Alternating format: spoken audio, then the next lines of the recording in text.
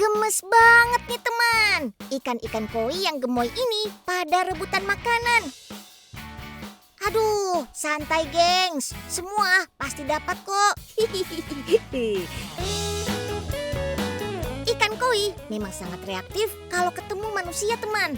Mereka bahkan bisa mengenali siapa aja orang yang suka memberi mereka makan. Dan hobi banget main bareng kita-kita. Pinter banget kamu koi. Gak sia-sia kamu merantau jauh dari kampung halamanmu di Jepang sampai ke sini. Oh iya, udah pada kenal belum sama nama latin si koi? Cyprinus rubropuscus. Keren ya. Emang teman, sekeren bentuk tubuh dan warnanya.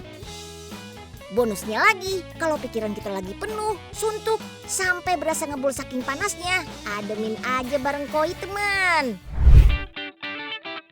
Suara kecipak air kolamnya, seru bermain dan menyentuh si koi, terbukti efektif meredakan stres.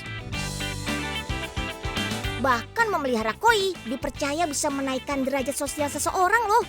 Makanya koi banyak jadi inspirasi ragam motif hias di berbagai negara.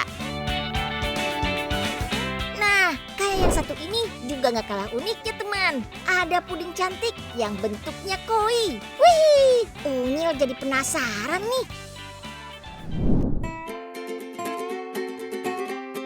Kenyal-kenyal menggemaskan.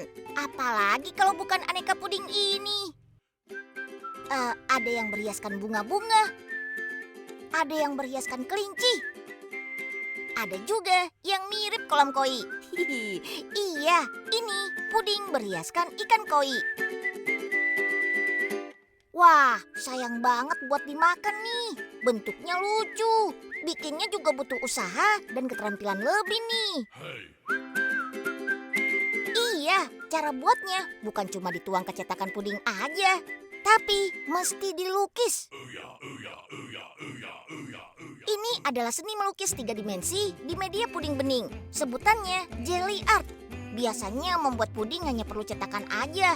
Tapi seni puding ini perlu alat khusus lain, seperti alat suntik atau pisau khusus jelly art.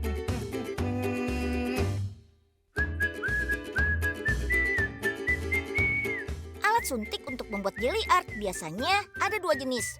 Ukuran 5 dan 10 ml.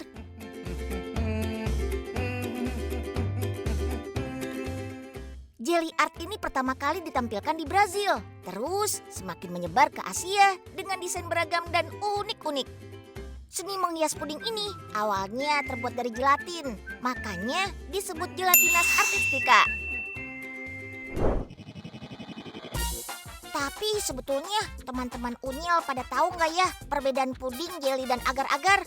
Atau mengira semuanya sama? Yuk Unyil kepo-kepo.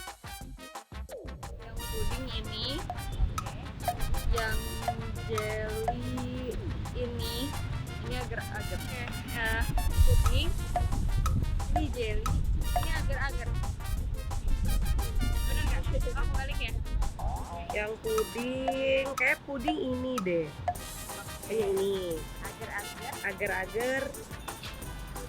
Nah, ini agar, ini jelly karena agak gemoy-gemoy gitu ya. Wah, ternyata masih ada yang salah bedain puding, agar-agar, dan jelly ya. Tapi it's okay. Sini, Unyil kasih tahu perbedaannya. Agar-agar terbuat dari ekstrak rumput laut. Teksturnya halus, berair, dan agarnya. Kalau jelly yang berwarna biru ini nih, terbuat dari konyaku. Teksturnya lebih padat tapi kenyal. Nggak seringnya agar-agar ya.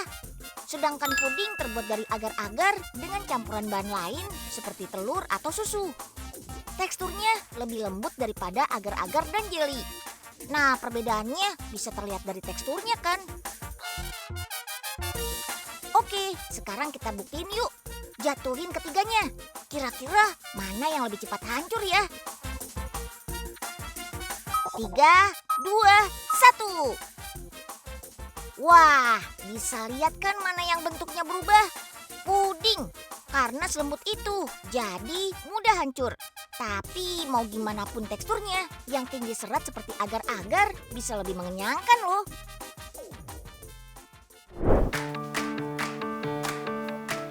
bahasa Prancis, kue satu ini disebut choux yang artinya kubis.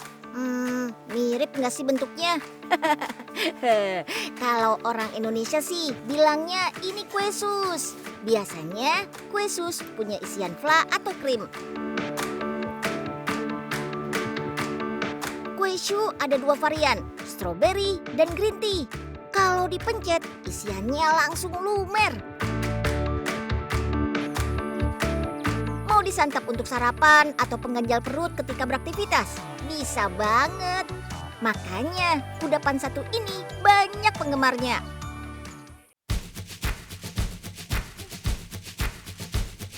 Kebetulan banget, Unyil lagi berkunjung ke pabrik pembuatannya nih. Gimana caranya ya sampai bentuknya bisa unik kayak gini? Yuk, come on, kita lihat proses pembuatannya. Adonan kulit choux terbuat dari campuran tepung, gula, air, garam, dan telur. Semuanya diaduk selama kurang dari 20 menit. Setelah mendapatkan tekstur adonan pas, lanjut ke pencetakan kulit choux. Tenang, prosesnya sudah pakai mesin canggih kok. Mesin ini bisa mencetak kulit choux lebih dari 5.000 dalam 1 jam loh. Wah, berarti per 1 menit mesin ini bisa menghasilkan sekitar 80-an kulit choux. Wih. Bayangin kalau cetak manual. Wah, kira-kira butuh waktu berapa lama ya?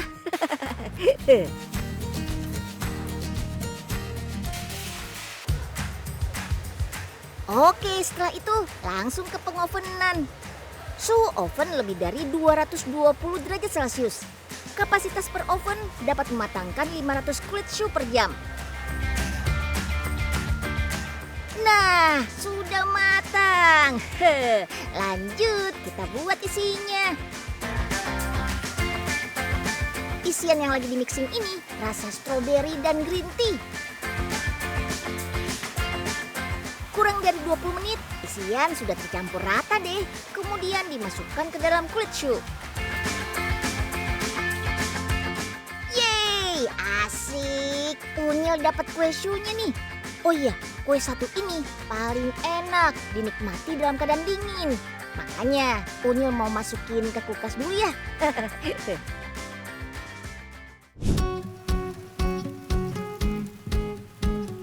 Kudapan manis dari pabrik ini berasal dari Japanese R&D yang berpengalaman lebih dari 10 tahun dalam kategori bakery and dessert. Kualitasnya pun harus tetap terjaga. Makanya produk kudapan manis di pabrik ini tetap dilakukan pengecekan produk dan kehigienisan area produksinya. Di laboratorium ini, sampel kue akan dicek organoleptic test, uji shelf life, uji kandungan bahan, bakteri, dan yeast and mold. Kudapan manis memang bisa jadi pengganjal ketika lapar. Makan manis ternyata nagih. Pengennya mau makan lagi dan lagi. Harus dikontrol ya.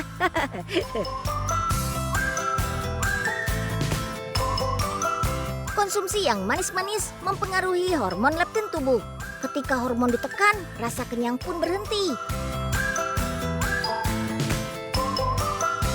Wah, pantas aja susah berhenti ketika kita konsumsi makanan yang manis.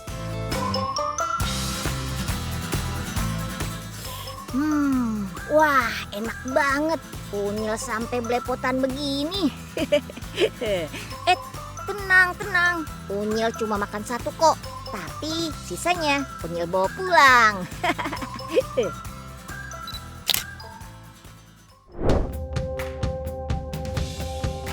Teman, pada ngerasa nggak sih? Akhir-akhir ini suhu di sekitar kita menyengat banget. Panas banget. Bawaannya gerah terus ya. Dan ternyata pada bulan Juli lalu, suhu di berbagai belahan dunia mencapai rekor terpanasnya. Yang bikin shock lagi, Sekretaris Jenderal PBB Antonio Guterres menyatakan saat ini era pemanasan global telah berakhir dan berubah menjadi era pendidikan global. Waduh, ngeri banget kan? Nah, Nah, kondisi yang panas dan kering begini pasti bakal bikin banyak orang jadi nggak nyaman kan? Tapi tenang teman, Unyil punya sesuatu yang akan bikin kalian seger dan anti mager. No gerah-gerah klep lah pokoknya. Hihi. Yaps, ini dia nih solusinya. Kipas portable. Kipas punya Unyil nih, yang paling mutakhir teman. Gak perlu dicolok kabel, gak susah dibawa kemana-mana. Dan kekencangan anginnya bisa diatur. Kipas zaman now yang pertama bukan kipas biasa, karena yang satu ini tanpa listrik. Wah, keren banget kan? Cara pakainya juga gampil. Cukup tekan tuasnya dan motornya akan menggerakkan baling. Terus kipas langsung berputar deh. Saat tuasnya ditekan akan menghasilkan arus listrik pada motor kipas. Energi listrik ini kemudian akan diubah menjadi energi gerak pada baling kipas. Wah, canggih nggak tuh? Eits, kipas Unyil nggak hanya itu aja loh. Unyil masih punya kipas canggih tanpa baling-baling. Kalau pakai kipas ini, dijamin kamu nggak akan deh dengar suara berisik yang mengganggu. Semuanya terasa sunyi, sepi, tapi mendadak jadi adem. Hah, kok bisa ya? Nah, rahasianya ada di bagian kakinya yang memiliki rongga untuk menyedot angin secara senyap. Angin kemudian didistribusikan ke lingkaran, lalu dikeluarkan melalui celah lubang kipas. Keren! Buat kamu cewek-cewek gemes, ada juga kipas yang cute banget. Bentuknya kipas tangan dengan motif buah-buahan. Ayo, sukanya buah apa? Tinggal dipilih. Nah, si kipas mungil ini bekerja dari daya isi ulang baterai. Jadi, pastikan kipas sudah di-charge maksimal sebelum dibawa bepergian ya. Terakhir nih, kipas paling kekinian dan viral. Yes, si kipas kalung. Yang belum tahu, mari merapat. Kipas ini isi tuyus banget. Tinggal dikalungin ke leher dan boom, kepala langsung adem. Tanpa kabel, tanpa baling-baling yang berisik, dan pastinya tanpa ribet. Emang boleh ya semudah itu pakainya? Cara kerjanya sama persis kayak kipas pada baling-baling, tapi yang ini nggak perlu dipegangin lagi. Cukup digantungkan saja di leher kamu, langsung adem deh. Jadi mau pilih kipas portable yang mana nih? Tinggal cocokkan saja sama kebutuhan kamu teman. Nah, meredakan panas kan nggak cuma dari luar tubuh, seperti menggunakan kipas ya teman. Dari dalam tubuh bisa juga kita kendalikan panas. Sini yuk, Unyil kasih tahu. Ada nih yang bisa bikin adem dari dalam. Nah, waktu kita kepanasan, cairan tubuh banyak yang keluar teman. Melalui keringat misalnya. Akibatnya tubuh jadi lesu dan butuh lebih banyak cairan dan asupan energi. Yuk, kita main ke tempat yang koleksi menu penangkal panasnya banyak banget. Menunya unik-unik pula, khas Thailand. Ada yang manis-manis, ada yang dingin-dingin, dan ada juga yang berkuah. Pokoknya komplit, ditambah desain interiornya yang penuh dedaunan khas tropis. Bikin suasana jadi makin adem.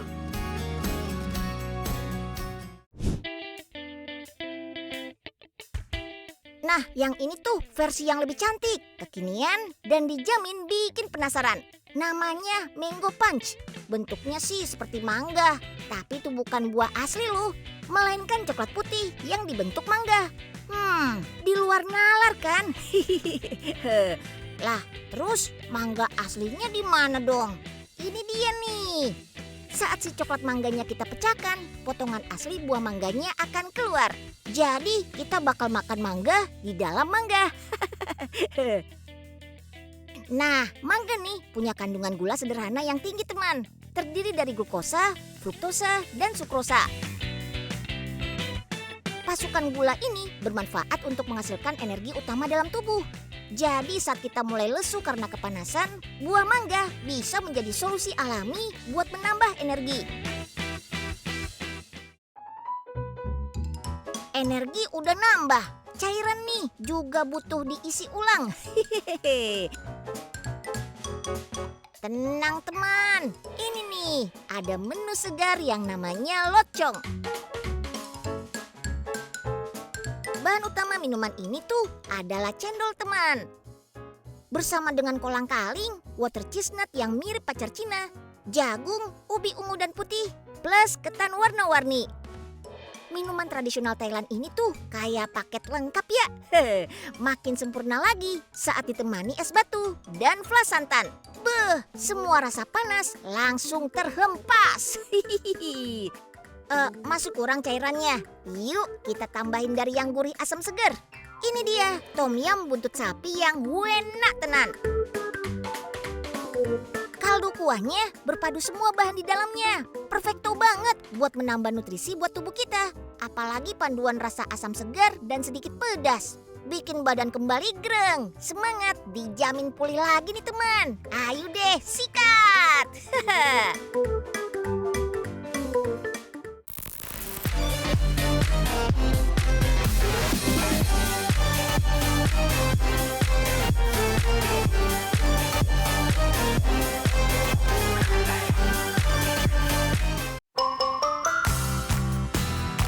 Hai, Unyu lagi ada di Pasar Keranggan, Yogyakarta nih. Unyil bukan mau belanja sayur ya ke sini. Tapi Unyil mau cari tempat makan bebek.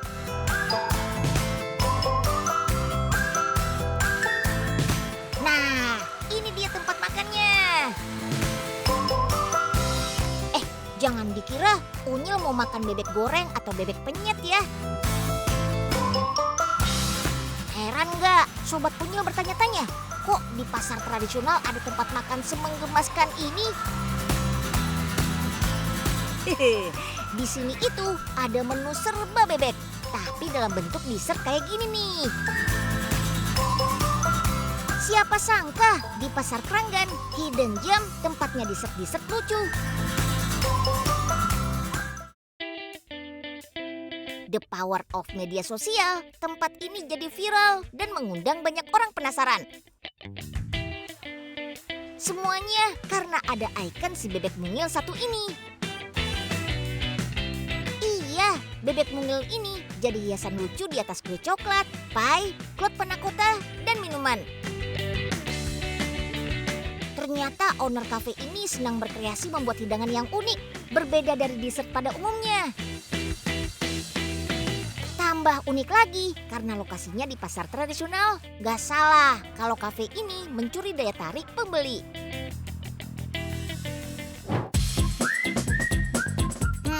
Dari semua makanan manis, panna cotta berbentuk awan inilah yang wajib kita coba. Awalnya panna cotta ini disajikan agak beku. Terus kita bisa siram dengan minuman warna biru ini nih. Nanti lama-kelamaan tekstur panna cotta semakin lembut. Wah, dessert ini terinspirasi dari bebek-bebek yang lagi berenang di kolam ya.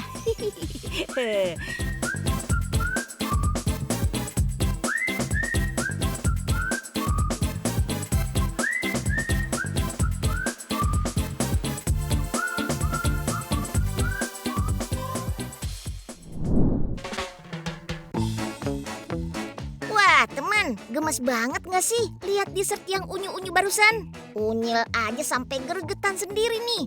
Jadi pengen belajar masak juga, biar jadi jagoan di dapur. Kayak chef-chef profesional gitu. Biar bisa masak pakai torch, bikin cake creamy yang bertingkat-tingkat, sampai masak sekalian atraksi pakai teknik flame gitu teman. Wah, kalau udah jagoan, bisa sekalian bikin bisnis kulineran nih. Nah, Unyil jadi penasaran nih, teman-teman Unyil kebayang gak ya kalau siswa SMK jurusan kuliner bikin usaha makanan, bentukannya bakal kayak apa ya? Coba kita tanya yuk teman. Paling kayak angkringan aja sih Kak, yang ada itunya juga live musiknya gitu kan. Contoh makanannya paling kayak sate-satean, nasi kucing, kayak gitu-gitu aja sih Kak. Tambahin kalau bisa ada salad buahnya itu lebih enak sih Kak. Mungkin warkop kali ya, gorengan. Roti panggang, aneka rasa gitu, minuman-minuman kekinian gitu kali ya. Kalau menurut aku Untuk anak SMK, angkringan oke sih. Sate-satean, nasi bakar mungkin, ya, teh, kopi arang ya, gitu, dengan ciri khas angkringannya. Konsep coffee shop free wifi yang makanannya ala anak muda, kekinian.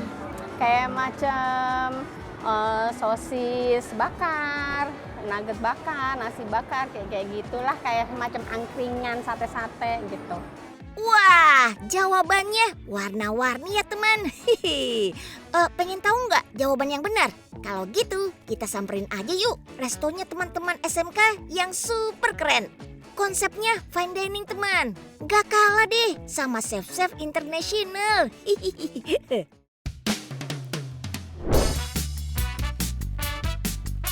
Dari 38 provinsi di Indonesia, semuanya memiliki kuliner tradisional dengan ciri khas daerahnya. Kira-kira ada lebih dari 5.000 masakan Indonesia. Ada 4 makanan asal Indonesia yang dinobatkan sebagai warisan budaya dunia menurut UNESCO.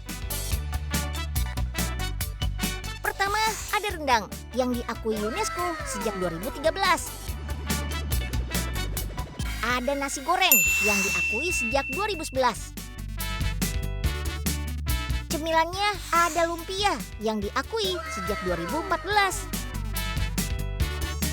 Dan yang terakhir ada tempe. Wah, makanya kita harus bangga dengan makanan tradisional khas Indonesia. Di Kudus, Jawa Tengah, ada restoran yang menyajikan makanan khas Indonesia, tapi dikemas dengan unik. Iya, kita makan sambil dikelilingi animasi full di dinding ruangan. Makanannya tetap tradisional, tapi ditampilkan lebih kekinian. Meskipun restoran formal ini kesannya mewah, tapi menunya serba kuliner khas Indonesia. Seperti makanan pembuka nih, ada lumpia Semarang. Gak lupa dengan latar belakang animasi yang berkaitan dengan Semarang. Menu yang disediakan kakak-kakaknya ini udah lengkap loh. Jadi gak cuma makanan pembukanya aja ya. Setelah lumpia, kita juga disuguhkan sup ikan Bali. Makanan beratnya ada nasi kapau rendang wagyu. Dan diakhiri makanan penutup, klaper tart. Oh iya, teman-teman harus tahu nih, semua makanan yang disajiin dengan animasinya adalah buatan siswa dan siswi SMK PGRI 2 Kudus.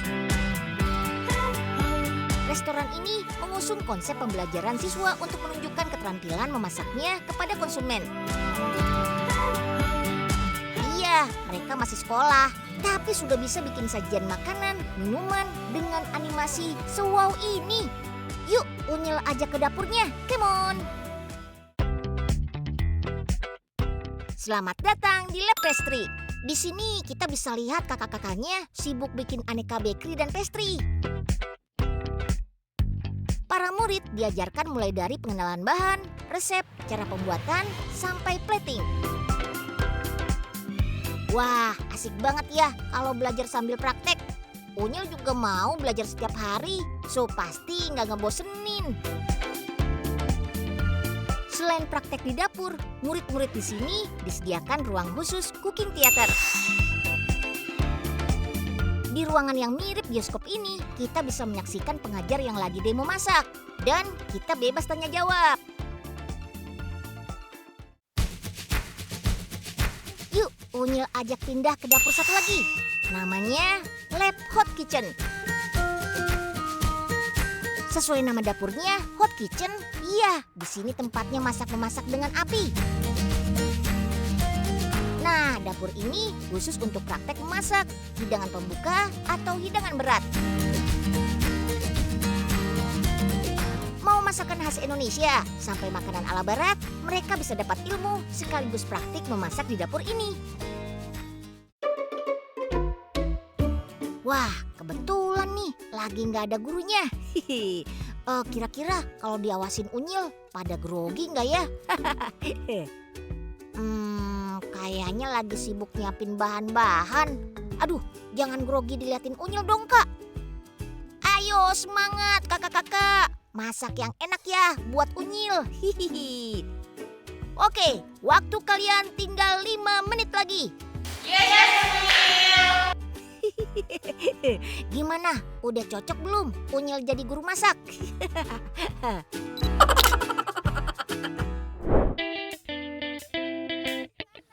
Apa? Di Bandung turun salju? Wait, tapi bercanda. Iya bener, ini memang di Bandung, tepatnya di Lembang. Tapi salju buatan ya. Salju ini terbuat dari sabun, makanya jadi bisa kecil-kecil mirip salju. Menariknya, spot di sini dibuat semirip mungkin dengan kutub. Makanya ada beberapa bangunan mirip iglo. Wah, ternyata banyak anak-anak yang happy banget ketika salju turun. Pantesan anak-anak senang main hujan-hujanan. Sensasinya mirip. Main hujan-hujanan asal kurang dari 30 menit ternyata ada manfaatnya loh. Yap, untuk meningkatkan imajinasi dan kreativitas anak.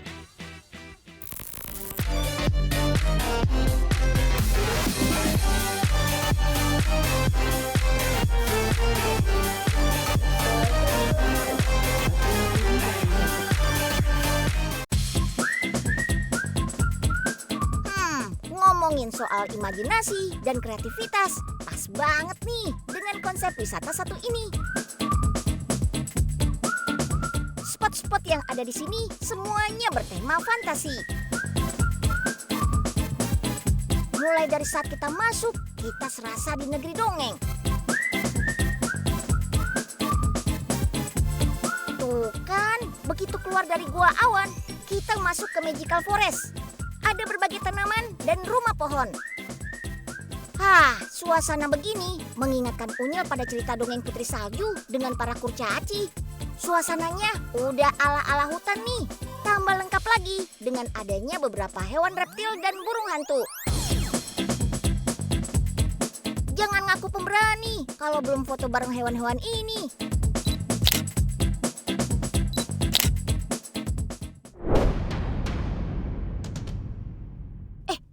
Tunggu.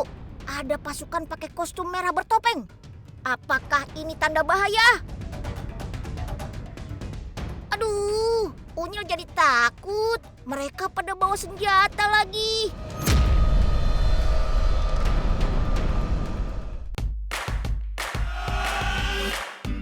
Jangan takut dulu. Itu cuma pistol air kok. Jadi mereka-mereka ini akan ajak kita mengikuti permainan mereka. Konsep dan permainannya terinspirasi dari salah satu film hits asal Korea Selatan.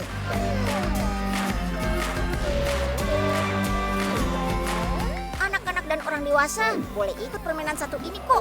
Tapi kali ini full diikuti anak-anak saja. Permainan pertama, peserta harus berjalan ke garis finish dengan batas waktu. Rintangannya, saat lagu berhenti, kita harus diam, gak bergerak sama sekali.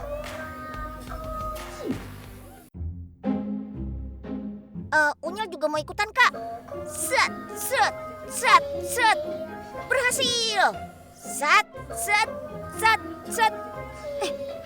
Aduh. Gatal nih.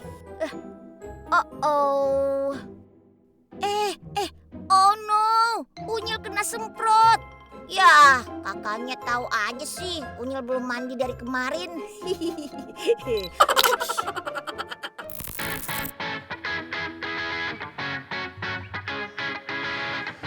Wah, teman-teman Unyil pada hebat, sampai ke garis finish semua.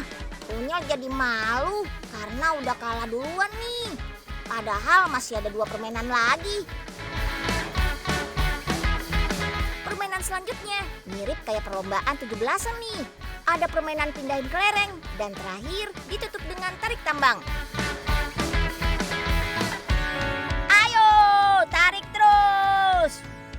Waduh, ada yang tarikannya semangat banget nih. Kakaknya habis makan berapa banyak tuh? Tenaganya kuat banget. Semangat! Menang atau kalah, yang penting keseruannya.